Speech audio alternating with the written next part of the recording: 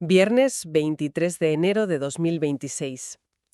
Los mercados financieros se preparan para cerrar la semana, pero en el mercado de divisas de repente estalla una tormenta. El yen japonés, que llevaba tiempo en una espiral de debilidad, de repente se dispara. En cuestión de minutos, el gráfico del dólar contra el yen sufre una caída en picado, como la que estamos viendo ahora mismo. Es una imagen impresionante. Una vela roja larguísima que borra horas de movimiento en un instante. Parece el perfil de un acantilado. Totalmente. ¿Qué ha pasado? Hoy vamos a analizar una jornada frenética. Nos basaremos en informes de mercado, en notas de mesas de operaciones, análisis de expertos y nuestra misión, pues, es desentrañar el misterio detrás de este movimiento, entender qué es exactamente un rate check de la Reserva Federal y, lo más importante, por qué a alguien interesado en la bolsa estadounidense debería importarle lo que sucede con la moneda de Japón. Bien, vamos a desgranar esto. Pues para entender la explosión hay que empezar por la calma que la precedió. Y todo comienza horas antes, en Tokio, con la reunión del Banco de Japón, el BOJ. A primera vista, la reunión, fue un no evento. No hicieron nada. Mantuvieron los tipos de interés sin cambios. Lo que normalmente se traduciría en un bostezo general en los mercados. Si no hay cambios, no hay noticia. Exacto. Pero el diablo, como suele decirse, está en los detalles del comunicado. El mercado lo interpretó como una pausa restrictiva, lo que en la jerga se conoce como un hawkish fold. Un hawkish hold, vale. Básicamente, el BOJ elevó sus previsiones de crecimiento y mantuvo las de inflación, señalando que ven un camino más claro para subir los tipos en el futuro. De hecho, sus propias proyecciones de inflación subyacente son ligeramente más altas que las del consenso de analistas para los próximos años. O sea que no apretaron el gatillo, pero se aseguraron de que todo el mundo viera que le quitaban el seguro. Es una señal en sí misma. Precisamente. Y para rematar, el propio gobernador, Kazuo Ueda, dejó caer en la rueda de prensa que abril podría ser un mes con revisiones de precios importantes. Estaba telegrafiando, con mucha sutileza japonesa, que el mercado debía estar preparado para futuras subidas. Y aquí es donde la cosa se pone realmente interesante. Porque la lógica dictaría que, ante señales de futuras subidas de tipos, el yen debería haberse fortalecido. Más interés significa una moneda más atractiva. Pero la primera reacción del mercado fue la contraria. El yen empezó a debilitarse de nuevo. ¿Por qué? Porque los mercados no solo escuchan lo que se dice, sino cómo se dice. Y durante esa rueda de prensa, Ueda pareció mostrarse muy incómodo con la volatilidad en los bonos japoneses a largo plazo. Dio a entender que el banco estaba dispuesto a intervenir comprando bonos si era necesario para estabilizar los rendimientos. Algunos operadores lo interpretaron como una vuelta encubierta al control de la curva, una política ultra expansiva que, de facto, anula el mensaje hawkish. Entiendo. Es una comunicación contradictoria. Por un lado, insinúan que van a pisar el freno con los tipos, pero por otro, dicen que podrían pisar el acelerador comprando bonos. El mercado, ante la duda, se queda con lo que más le conviene en ese momento, que era seguir apostando por un yen débil. Y así fue. Esa debilidad llevó al par dólar-yen a subir sin parar, superando los 159 yenes por dólar.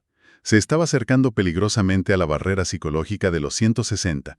Algunos analistas la llaman la línea Maginot. La línea Maginot. Me gusta la analogía.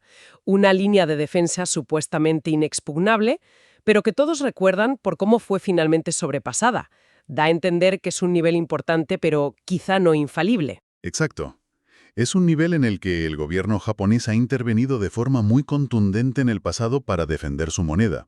Y justo ahí, sobre las 2 de la madrugada, hora de la costa este de Estados Unidos, cuando la rueda de prensa de Ueda terminaba, el mercado se dio la vuelta.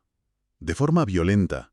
Sin previo aviso, el par USD-JPY se desplomó 150 pips en cuestión de minutos. 150 pips. Para quien no esté familiarizado con el mercado de divisas, un pip es la unidad de medida más pequeña.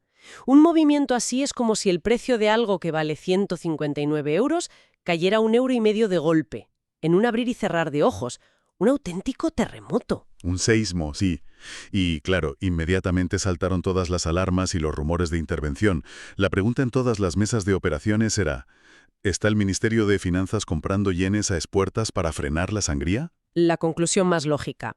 ¿Tenemos datos que lo confirmen? No una confirmación oficial, pero sí pruebas circunstanciales muy potentes.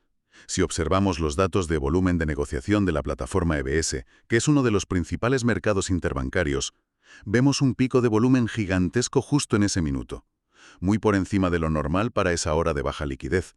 Ya. Ahora bien, lo curioso es que ese pico de volumen no fue tan masivo como en intervenciones confirmadas del pasado, como las de 2024. O sea que el volumen de la intervención, si la hubo, fue menor. ¿Significa eso que el Ministerio de Finanzas está perdiendo fuelle? ¿O que se han vuelto más quirúrgicos con sus movimientos? Esa es la pregunta clave. Podría indicar que con la liquidez global del mercado cada vez más reducida, se necesita menos dinero para mover el precio de forma significativa. Es como intentar mover un barco. No es lo mismo empujarlo en alta mar que en un canal estrecho. Un golpe más pequeño puede tener un efecto mucho mayor en un mercado más delgado. Mientras tanto, supongo que la ministra de Finanzas, Satsuki Katayama, se mantuvo en sus 13.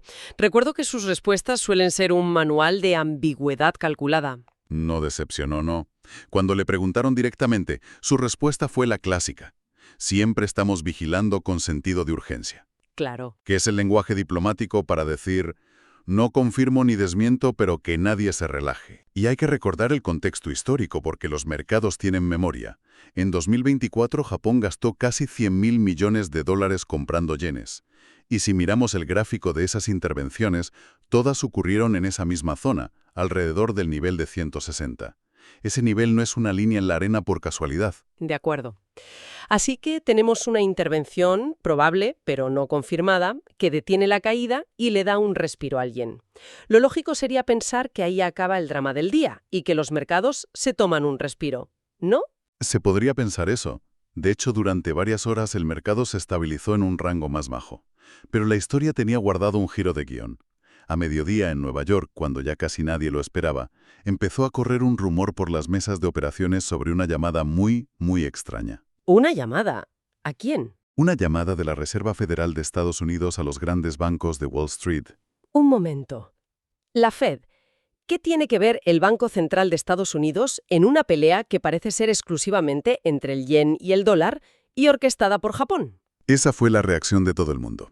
El rumor hablaba de que la Fed estaba realizando un rate check. Es decir, estaban llamando a los responsables de las mesas de divisas de los bancos para preguntarles, a bocajarro, ¿a qué precio exacto estáis operando el dólar yen ahora mismo? Suena casi trivial, una simple pregunta sobre el precio. Pero por cómo reaccionó el mercado, con otra oleada de compras de yenes, debió de ser interpretado como algo mucho más serio. Muchísimo más. Es algo muy poco habitual. De hecho, una nota de Spectra Markets, una consultora dirigida por un ex operador de divisas muy respetado, empezó a circular como la pólvora por los chats de Bloomberg de los operadores. La nota decía, literalmente, es una señal fuerte, muy inusual, y es bajista para el dólar. ¿Por qué? ¿Qué significa realmente esa llamada? Históricamente, un rate check se interpreta como el último aviso antes de una posible acción coordinada.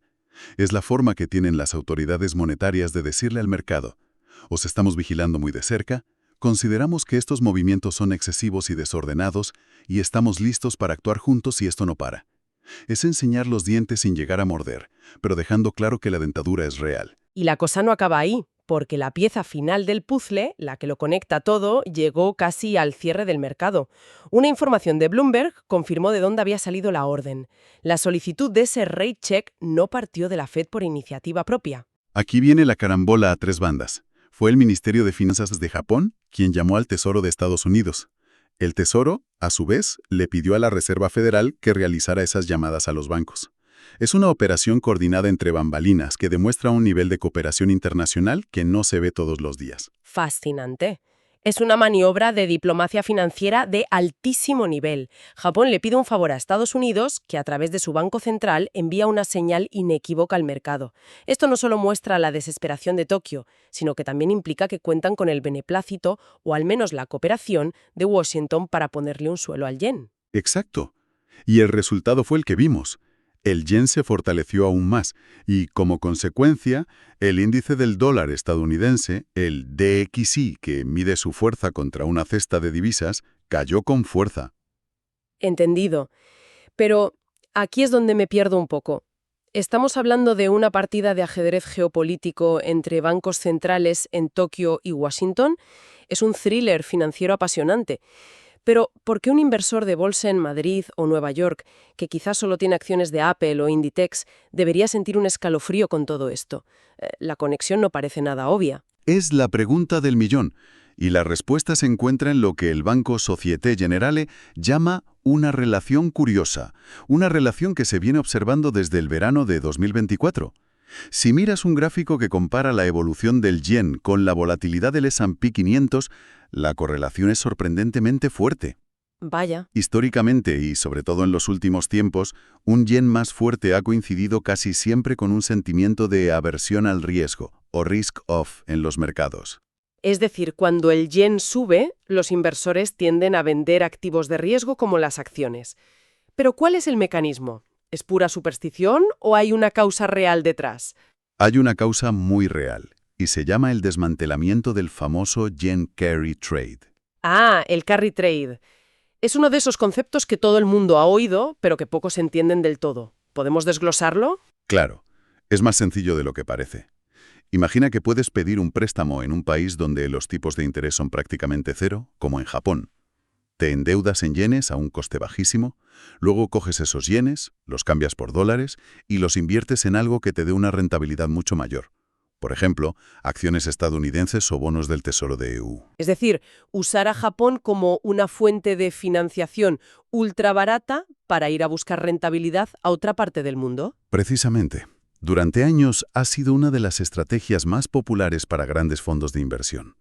El problema surge cuando el yen se fortalece bruscamente, como ha ocurrido en esta jornada. De repente, el préstamo que tienes en yenes vale mucho más en términos de dólares. La deuda se encarece. Y devolverla se convierte en una prioridad. Exacto. Para cerrar esa posición, tienes que hacer el camino inverso. Necesitas vender tus activos en dólares, tus acciones del S&P 500, por ejemplo, para conseguir los dólares necesarios, y con ellos comprar yenes para devolver el préstamo. El problema es que ahora los yenes son mucho más caros. Esto crea una urgencia por vender. ¿Y si miles de inversores hacen lo mismo a la vez? Y es una cascada de ventas en Wall Street, provocada por un movimiento en una divisa al otro lado del mundo. Ahora lo veo. Un yen que se fortalece de manera sostenida podría ser el catalizador que despierte la volatilidad en la bolsa estadounidense. Es una conexión oculta, pero muy potente. Podría serlo. Es una de esas correlaciones que el mercado ignora durante meses, hasta que un día como hoy nos recuerda violentamente que existe y que tiene consecuencias muy reales. Resumiendo esta jornada de locos, todo empieza con una reunión del Banco de Japón que el mercado interpreta de una manera que debilita al yen. Este movimiento lleva la divisa a un nivel crítico, una línea Maginot, lo que provoca una probable intervención no declarada por parte de las autoridades japonesas. Ajá. Y cuando la situación aún es tensa, llega el golpe de efecto final, una rarísima señal coordinada entre Japón y Estados Unidos a través de un rate check de la Fed. Todo para frenar la caída del yen. Una secuencia de acontecimientos realmente extraordinaria en apenas 12 horas. Y nos deja una reflexión final de un analista de Goldman Sachs que me pareció muy acertada. Decía que es un recordatorio de que en macroeconomía es muy difícil hacer encaje de bolillos. Es decir, es casi imposible intentar controlar a la vez el crecimiento, la inflación, los tipos de interés y el valor de tu moneda. Algo tiene que ceder en esa ecuación. Y la divisa suele ser, como hemos visto hoy, la principal válvula de escape. No puedes controlarlo todo. Y me parece que todo este episodio plantea una pregunta importante de cara al futuro. En un mundo financiero tan globalizado e interconectado, las decisiones de política monetaria de un solo país, aunque sea una economía tan grande como la japonesa, tienen repercusiones en todas partes. Claro. Lo que hemos presenciado es una lucha a brazo partido entre la política nacional de Japón y las fuerzas del mercado global. La pregunta que queda en el aire es: cuando la presión aumenta, ¿cuánto tiempo pueden las autoridades mantener el control antes de que el mercado imponga la realidad? ¿Y cuál será la próxima válvula de escape en saltar?